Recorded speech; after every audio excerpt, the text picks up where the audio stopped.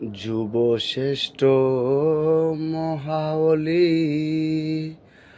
আমার খাজা মাওলানা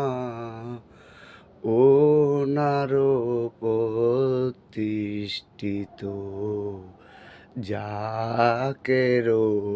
পাটি আমার প্রতিষ্ঠিত জাকের পাটির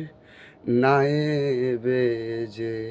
রাসূল তিনি তামাম জাহানের শ্রেষ্ঠ ওলি আমার খাজা ফরিদপুরি উনার যে প্রতিষ্ঠিত জাকের পাটি এই পাটিতে যারাই থাকিবে